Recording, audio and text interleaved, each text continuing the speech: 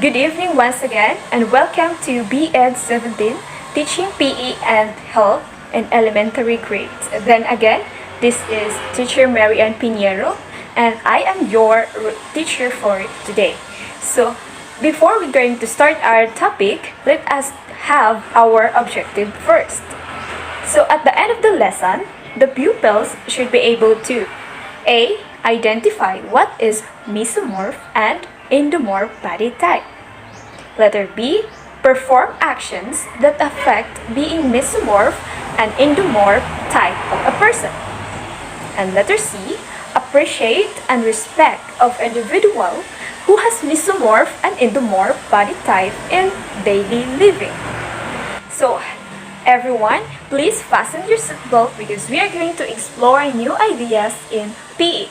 So let us have this first day activity. So, did you see the picture? So in this picture, what you're going to do is to find a letter that are correspond to make and complete the word. You may now start.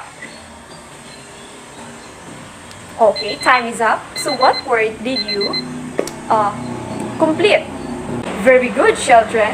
So the Mesomorph and Endomorph is something to do in our lesson for this evening. But before we go deeper in that, we are going to know what is body type. So body type is or a somatotype refers to the idea that there are three generalized body composition that people are predetermined to have. The concept was theorized by Dr. W.H. Sheldon back in early 1940s, naming the three somatotypes, the endomorph, the mesomorph, and the ectomorph. So, what we're going to discuss this evening is the two types of body types, which is the mesomorph and endomorph. So now, what is mesomorph? Mesomorph are athletic, solid, and strong. They are not overweight and not underweight, according to Colby, and they can eat what they want without worrying too much about it. So they are both gain and lose weight without too much effort, and those are mesomorph. So they are medium bone structure with shoulder wider than hips, and they are developed athletic musculature. And lastly, they are efficient metabolism. Mass gain and loss both happen with relative age. So in other terms, mesomorph are those persons that are normal body shape or a body type. Like for example, me, I am belong to mesomorph because I am not overweight. I'm not also underweight. So kids, if you want to be a mesomorph body type, we need to consider the best mesomorph diet. So the best mesomorph diet will depend on their health or the fitness goals. Mesomorph tend to gain weight easily. Therefore, they may need to be careful to eat a healthful and balanced diet or keep active to avoid excess body fat. So for mesomorph body types, the A suggests splitting meals into third. So, 1/3 protein. So, the foods that are rich in protein, they need to eat 1/3 of that. 1/3 vegetables or fruits. And 1/3 whole grain. Example of whole grain are just rice or carbohydrates, potatoes, and healthful fats. So, they are in a measure so that they will maintain the mesomorph body type or the slimmer body types. Alright, so did you understand the best mesomorph diet? So now let's proceed to the best mesomorph workout. So to achieve a lean or muscular physiques or body, it is important that people incorporate both cardiovascular and weight training into their workout routines. So the person with a mesomorph body type who wishes to lose weight should prioritize cardiovascular exercises. So we talk about cardiovascular exercises. Those are exercises that are increase our heartbeats, our muscles to perform the activities better. So what are the example of cardiovascular exercise? So those are the squats, jumping jacks, the storks, the jumping rope, and running, and push-ups. So those are examples of cardiovascular exercises that are performed on those mesomorph body type of a person. So now, what is endomorph? So endomorph, on the other hand, have a lot of body fats, lots of muscles, and gain weight easily. So this is the opposite of mesomorph. Football linemen tend to be endomorphs. They are heavier and rounder individuals, says according to Colbate. And they don't have necessary to be overweight. They are naturally occurring weight of a person.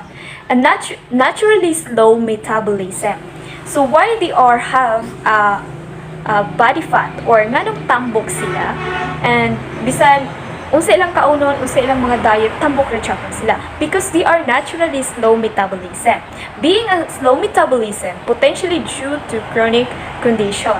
There are some of them nga mga tambok is thyroid deficiency, experiences diabetes, but too much frequently the result of sedentary lifestyle and chromatic positive daily energy balance. And those are the result if you are not going to perform exercises and you are tired of doing workouts. So for endomorph body type of a person, it is easy for them to get fat because they are low metabolism. Just not like me nga I am very high metabolism or dali ra kaayo ma-drain ang among mga foods. Bukaon mi tas mapagawas ra dayon. So dili siya ma-store sa lawas, and that would be dili jud manambog dayon. But if you are endomorph type of a person, dili na ikatingala because you are your metabolism is low, naturally low, and allow the food that you intake to be stored in your body. So that mo na reason nga no manambok ang usa ka tawo or naay tawo nga tambokon jud siya. Need to consider or lessen being endomorph type of a person to prevent some chronic diseases. So if you want or have endomorphic body, you are looking to lose weight or gain muscle definition.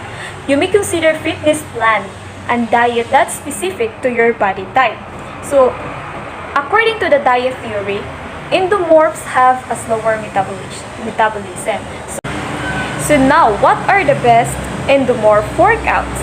So for cardiovascular exercises such as running can burn calories and help to create calorie deficit. This means that someone is using more calorie than they are consuming and potentially burning excess fats. Like for example, this kind of exercise is being shown in the picture. So now let us go to this big question. Can you change your body type? Alright, let us explore. Your body type is not a life sentence, of course, and I agree of this. As they are understood and accepted today, body types reflect generalized picture of how person's physiology is functioning in their current state. So the observable somatotype represent the current sum of their physical, dietary, and lifestyle choices up to the point in time. So it depends on our physical activities, our lifestyle, and our diet. It can also change our body type. And combined with a variety of uncontrollable factors influenced by both genetics and surrounding environment.